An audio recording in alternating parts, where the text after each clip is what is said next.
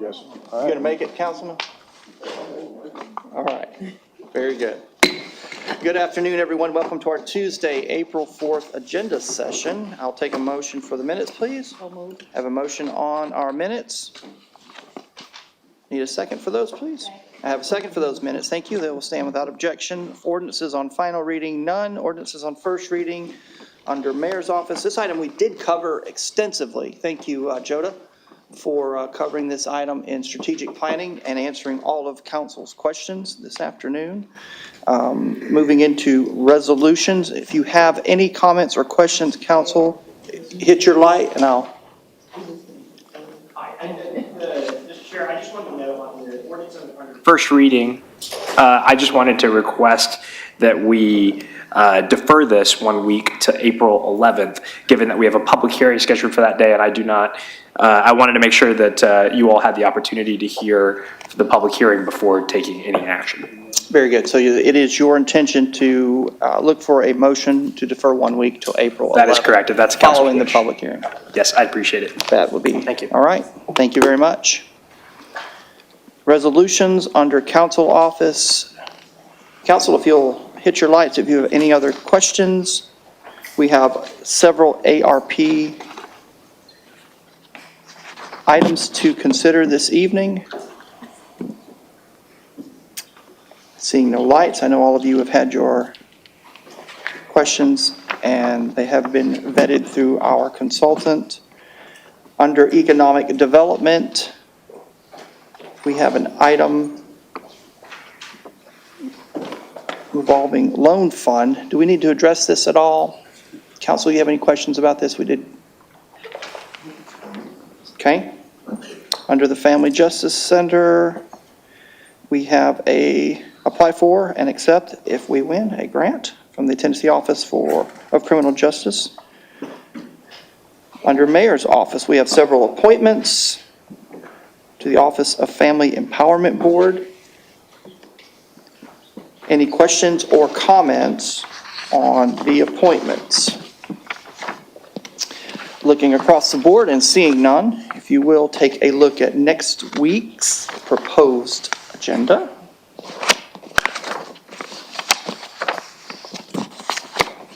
And let me know, Councilwoman, Dr. Burrs, I see your light, ma'am. Yes, Mr. Chair. I would like to, we have had some really good discussion about the noise ordinance earlier today. And what I would like to do is go ahead and bring the noise ordinance forward for next week. April 11th? Yeah. For a first read? Yeah, as is, with the understanding that there are some serious considerations from other sorts of noise that the council may want to amend and add later on, but that will take, if it's done well, and it will be, then it'll take a while. So I'd like to move it back on the agenda. Very good. Mr. Attorney, all we need is council consent to move that back to first read to April 11th. April the 11th. Is there any objection to moving this item to April 11th on first read? Item will be moved. Thank you, Dr. Burrs. Thank you. Councilman Henderson, I see your light, sir. Thank you, sir. Chief, on the resolutions for spending the COVID-19 money, ARP funds, I've got the one listed on here for $5,000 that's going to the Miracle League, but I also, we had allotted $10,000 for John A. Patton, which should be on here. And Is this on this week's agenda or is this on I thought it was on next week's proposed agenda. We are on the April 11th agenda right now. So I just want to make sure I'm reading the correct item. Could you give me the item letter, please? I see that you have in District 1, 5,000 for Miracle League, Yeah. Chattanooga, and you said that there was an additional 10,000? Yeah. Is there, and then there's the 12,000. This Did I is miss? tonight we're doing 20, Oh, but okay. it's not to John A. Pack. Yeah, it is Lookout Valley Park. Yeah, that's, Is yeah. that the one? No. Different one, okay. Yeah, John A. Patton is supposed to be on there as well for 10,000. Let me get in touch with you immediately following this meeting to make sure that our resolutions are correct, and I'll check it with what we have submitted from you. I know we do this evening have a resolution for the construction of pavilion at Lookout Valley Park in District 1, and we also have 5,000 for the Miracle League. But if there needs to be an additional item, I will check with our team and see if there was some Yeah, reason that was delayed. the 20's going to separate locations. That's right. Than the 10. Okay, And the let me check in with my team and I'll get back with you. Okay, thank you. Thank you. Thank you, Councilman. We'll get that squared away for you. Moving into resolutions, parks and outdoors, we have an item sponsored by Councilwoman Hill, Councilwoman Coonrod. Moving into public works. Any questions or comments under public works? We have one wastewater item for the 11th, Tally Construction.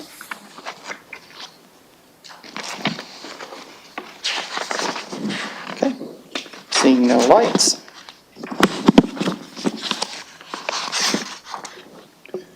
We'll move into purchases. I believe we have 14 purchases for this evening.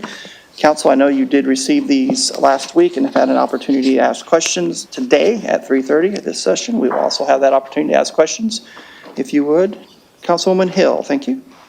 Thank you, Chairman. Two things stood out to me about purchases this week. On fleet management, it's the fourth item down. We have a service and repair for all medium heavy-duty vehicles. There's been a 37% price increase year over year. And on the renewals on the next page for informational purposes, again, fleet management, service repairs and parts for medium and heavy duty, there's a 42% price increase. So those lumped together as one question about, is our move to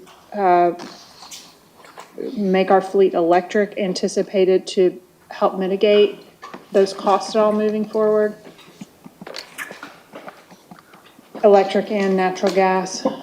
So, yes, in the sense that any efforts to change over to electric or natural gas is obviously to pursue cost savings. I don't have any specific information, but I'm looking for, Eric, if you've got any information, I'd be happy to have you share that.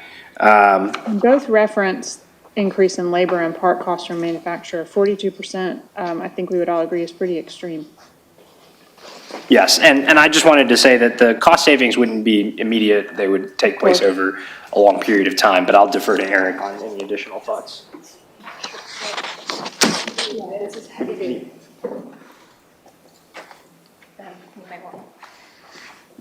I'll let folks from Public Works also tag on to this where appropriate, but this is specifically around our heavy duty vehicles. So when we're talking about like our garbage trucks, so a little bit different, and this is something that we're seeing across the board. I know you all have seen other increases as well. The one that you're seeing on renewal is not any additional funds, just the one that is on the purchases. So obviously we are continuing to look at cost savings measures, but this is something that we're feeling in that just the environment generally right now is the price of goods is increasing, the price of labor is increasing. So that's why you're seeing this here, but we are trying to be mindful not only of how we can reduce these costs with the actual pieces themselves and with the equipment that we're using, but also in how we treat our equipment that we are using, that we already own, that we already have. So you all have previously approved a purchase of additional trucks. That is to help us reduce the number of stops that those trucks are making so that we are not putting as much abuse on our trucks as they are out picking up garbage on a day-to-day basis. Okay. Does that help answer that question? Well, I'm glad that you all are thinking through how does regular maintenance prevent very expensive Yes, ma'am. repairs? And the fact that a 42% price increase doesn't actually increase our total spend means that we're going to get 42% less product and or service Right. out of that. And if that's balanced by general care of the equipment, that's a smart way to approach that. Okay, the other questions I have are related to the website project. Yes. So I wanted to understand, as I read through the slides, there was branding was included as one of the items within the slides, and I assumed it would be a separate project. But then when I looked at the flow chart, it looked like there was actually a segment of branding. So within this one spend, are we getting branding for the city as a whole and the website? I'll let Tyson speak a little bit more to that specifically. So we started out with the RFP to include both, and we weren't sure whether or not we'd get candidates who had strong development skills as well as branding skills when it comes to redesigning the seal and flag and all the other color schemes. So they too will work in tandem together, but there are two separate projects. We've already taken the branding through. This is actually for the full year development. So the branding team will also be providing guidance and insight into wireframing, into colors and everything else like that. So the branding project was a separate line item, not included in this line item? Correct. Okay. The second question that I have about the website development is I was pleased to see that there is a plan to have some portion of the website in Spanish by the time the website is fully deployed. Talk me through our approach to translation. So translation's been something that has been a challenge for companies and websites for a very long time, trying to leverage Google and Microsoft, and haven't gotten the accuracy that they should in order to make sure that they're accommodating for all the different nuances within the language. That is changing. We've seen other cities, municipalities start to leverage translation mechanisms. For right now, we have a translator that will be actually doing the bulk of the work during this project.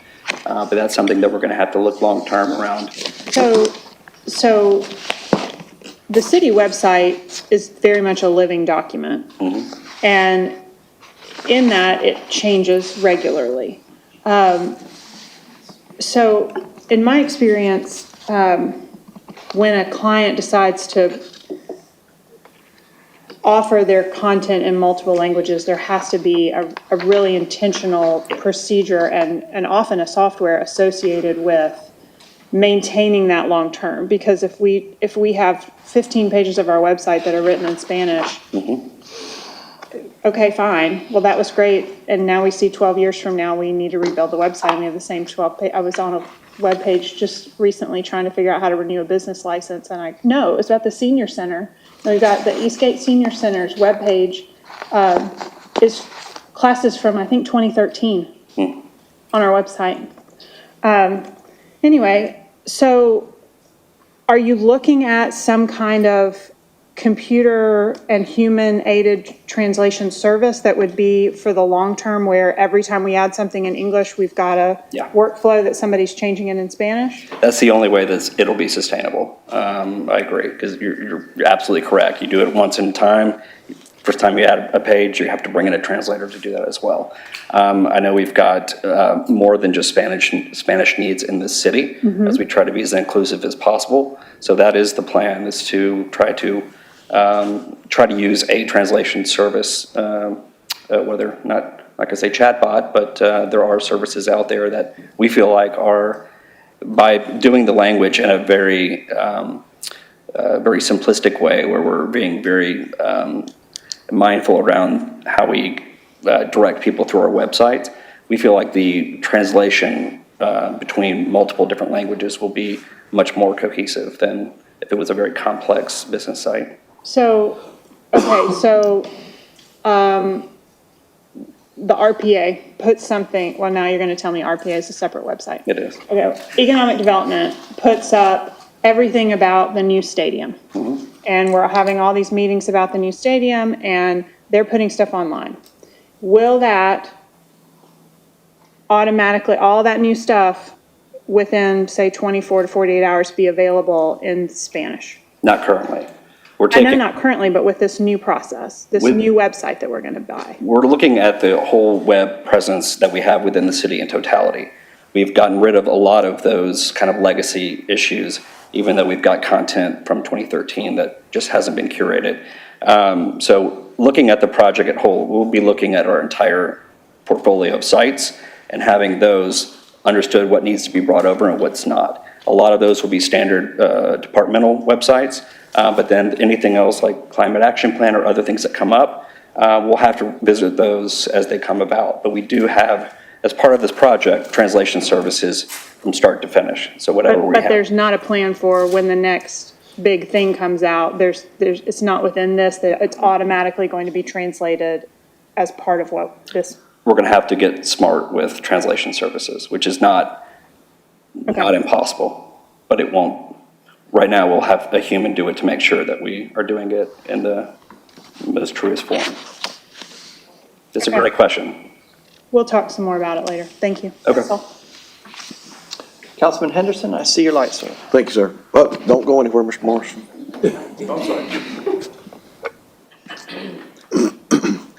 So I'm curious, if we didn't even have a Chattanooga.gov website, would city government continue to run? I don't believe so. I think it needs to be the heartbeat of this city and how we communicate with our residents. As cliche as it is, a digital city hall is something that we should be building for our residents. I think what they have now is not conducive to the presence that we want to have with them. We want to bring the conversation to them versus have them come on and look at property tax. But I mean, the business of the city, it would continue to run with or without this website, correct, or no? Certain services would not be available. Without a website? You want to elaborate? Well, I guess what I'm getting at is this, and you mentioned about constituents accessing a more user-friendly. I guess what I'm trying to figure out is ultimately how this will benefit our constituents. And I think Less Tyson, phone calls, less frustration. How will it create less frustration? and I think Tyson can get into some of the details on the specific benefits to residents, but I wanted to specifically answer your question, which is that, of course, city government would continue to run if we didn't have a website. We'd figure it out. We have before. It would not run as well. It would not work as well as the expectations of city government have changed over the last 30, 40 years. And, when we look at the data around who uses our website, how often, for what services, it is essential today. And so we have a range of benefits that I know Tyson can walk through that have a direct, tangible benefit to residents today, whether it be the time it takes to fill out business license permits or any sort of permits or any paperwork with the city. It can be substantially reduced and reduce the amount of time that a resident's spending in interfacing with government, to more intangible or abstract things like how easy is it to find information about things that are happening in your city. Those are the kinds of benefits that we can really bring to a new level with a new piece of digital infrastructure, which is how we think about this. This is, we frequently bring infrastructure projects that touch fewer people for higher dollar amounts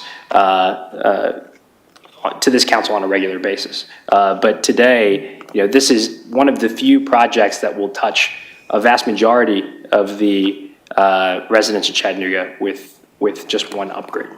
So I'll let Tyson get into the specifics. Well, you mentioned permits, and I'm assuming that this new website will, let's say LDO, you're going to go fill out a building permit. It'll just provide a link to go to, but how will it offer any upgrades or help in that process as well? Because I think that's exactly the seems to be- point, is that currently the way that our website is designed reflects and points people to a paper process.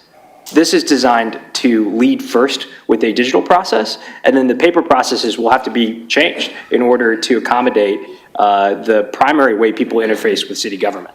And so the way that Tyson and his team and the team we're bringing on to rethink our city website, and I think this is zooming out a little bit. I want Tyson to get into the specifics, but we should be rethinking our processes around the ways that people engage the city today, as opposed to making a website fit the paper process that we've had for 25 years. And that's really how we've approached the brief for this website creation. So Tyson, I don't know if you want to specify any more about the specific benefits. So let me ask one more question, and it specifically in your email mentioned the 311 access. And I thought back last year, we were going to roll out a new 311 app that was supposed to be upgraded and bigger and better and faster. And to my knowledge, we've not ever rolled that out as well. I think in part because we were waiting on exactly this opportunity to make sure, because 311 is a nerve center of every single city service, and that's the intention for it to be. So if we were to go and roll out a new 311 app, that we haven't upgraded our website, haven't upgraded our digital infrastructure, that was going to be twice the work for a subpar product. And so I believe that that's included in this as well. So in this work, we will get a new 311 app? Is that what you're telling me? No, that's, when you look at the whole totality of the services that we provide, the 311 system, once again, much like much of the technology that we've invested in over the last couple of years, has not been improved upon or even supported by vendors. We are proposing an RFP. We've already been talking and exploring about how this whole ecosystem will work together. I'm very passionate about 311 and how it will be embedded within this. And that's one reason why we have the branding and why we're going through this such thoughtfully, is we want to have a consistent theme and experience throughout the website. So the 311 app that we currently have will be separate from this new website? Right now, if you look at the way 311 is embedded in our website right now, it's just a framed view into it. It doesn't really provide any much interaction or allow you to enter in tickets or see where you are with your tickets. Everything that we've been looking at from modern 311 public service type applications have APIs and integrations and kind of seamlessness of passing of data and information back and forth. So we're not looking at it in just these microcosm type lenses, but we're looking at it in totality. So we are going to be looking at a new vendor for 311 to replace our old system, which has no support and very little ability to work on workflows to say your trash has been picked up. We're aware of those issues, but that's the software limitation that we have now. Okay. And so, just one other thing to note, I'm here every week. I see people line up here and talk to y'all time and time again. A lot of time it's because they don't know who to go to. And y'all will turn around and point and say, that's the person you need to go to. And it's probably because they've gotten to their last string or they don't know where to go. This is information 101. It's going to be helping them get to the services or even have the dialogues that they haven't been able to find or get in touch with the people that we have. The resident engagement concept is something new that we'll have, where we'll be able to ask and get input from the public as far as what should we be doing, how should we be doing this. We've heard you've been saying this in a much more proactive way so that this line doesn't, line up and people have 3 minutes to complain about something that we could have been addressing or assessing on the front end. So I really do think that it's not only going to help the city and its modern look and its design and feel, it's going to help you and it's going to help your constituents so that they can get the information before having to throw their hands up and come to us. Okay. All right, thank you, Councilman. Anything else? Seeing no other lights, Tyson. Okay. So, thank you. Council, if you will, take a look at your future considerations sheet in your packet and let me know if you have any questions or comments on future considerations. Rather light document this week. I am seeing no lights from council. We have no department reports this afternoon. Committees, we do have Parks and Public Works and Planning and Zoning. So without any other business that needs to come before our agenda session, I'm seeing none. We will move into Parks and Public Works Committee with Chairman Hester.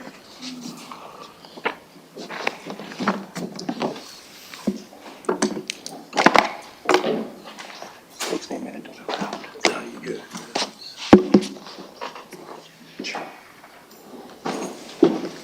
Thank you, Chairman Leffert. Can we accept the minutes?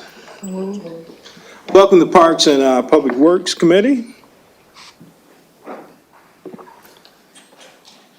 Can you read 7-0, please? A resolution authorizing the city of Chattanooga and Austin Peay State University's Southeastern Grasslands Institute to enter into an interlocal agreement to collaborate on promoting, creating, and restoring grasslands on city-owned lands, where the program will help fulfill resolution number 30532, addressing the responsible management of city-owned natural resources, and will reduce stormwater runoff and lawn maintenance costs, increase biodiversity, including pollinators, and many other benefits. I see no hands. P, please. A resolution authorizing the administrator of Parks and Outdoors to accept if awarded a grant in the amount of $100,000 from Kubota Hometown Proud for installation of trees and shrubs in equity zone parks in effort to reduce urban heat island effects. Vice Chair Donnelly. Yes, where are these equity zone parks?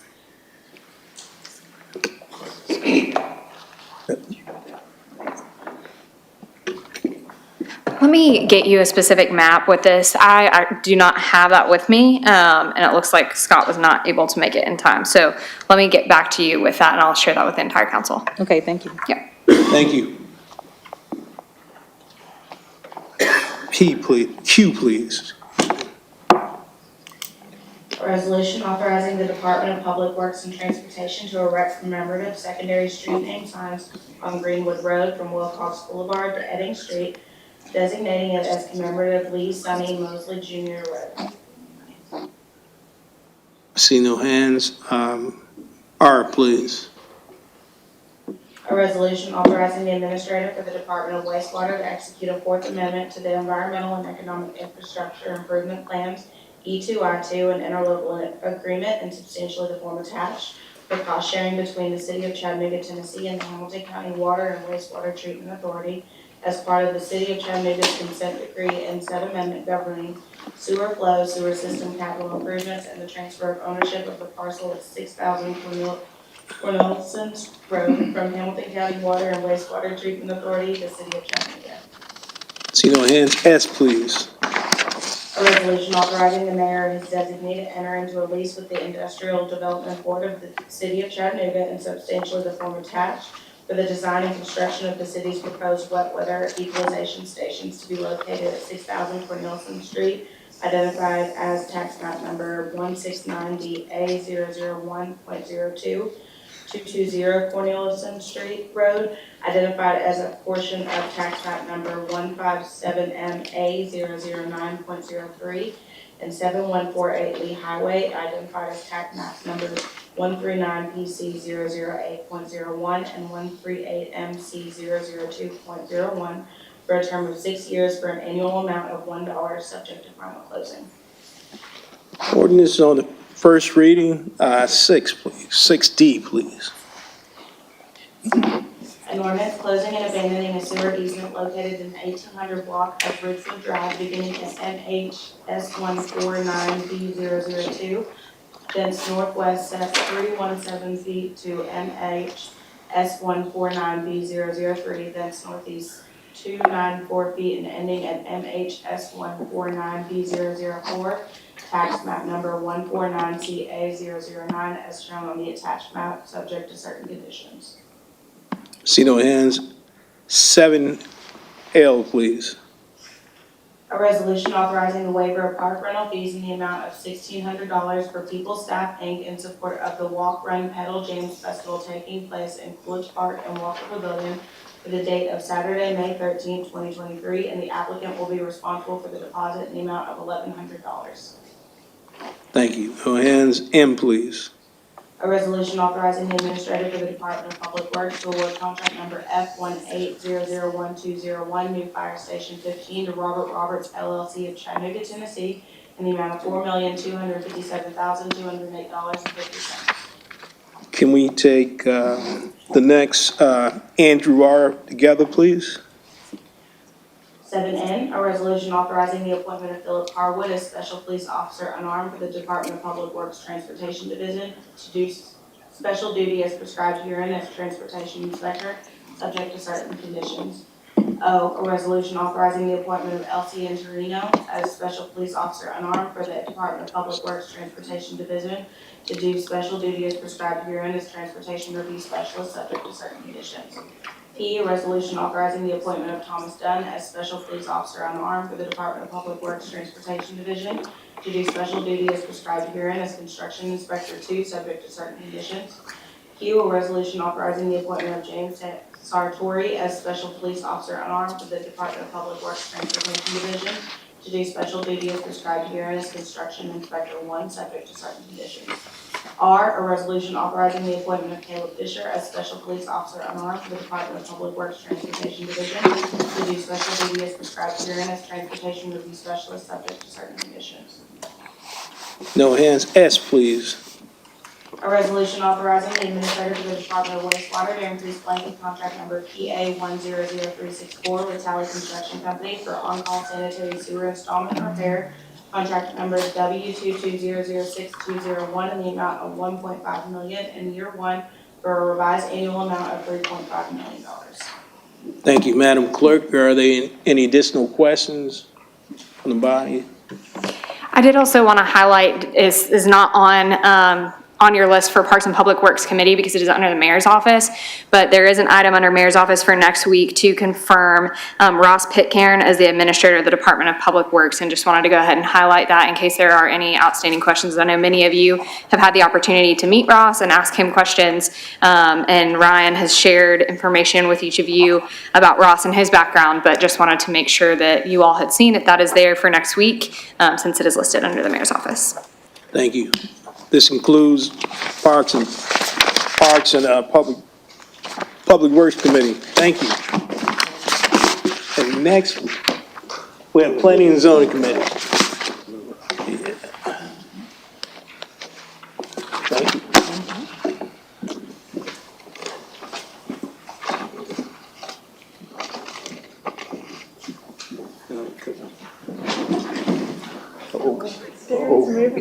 Moving around.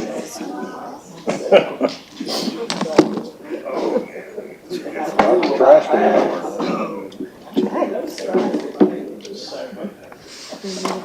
All right, I will call our planning and zoning meeting to order. Can I get a motion on the minutes, please? Second. Woo, everybody's so excited. So on planning and zoning today, we actually we have one resolution that's new for everyone, but then we have 3 cases on first reading. None of those cases were, had any kind of opposition at Planning Commission. So to get us going, does anybody have a case that you know that you would like to have presented? We have 1 and 7, 1 and 8, and 1 and 9. Okay, it doesn't look like we have any lights on. No? Okay. Then I think, Kiana, if you could just please read that resolution into the record, that'll be all we'll need to do today. A resolution approving a new special exception permit for a new liquor store located at 5230 Highway 153, Suite 140. Okay. And it looks like our queue is quiet. Okay.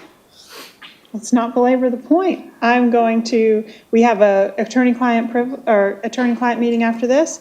Other than that, we are adjourned until 6. That was great.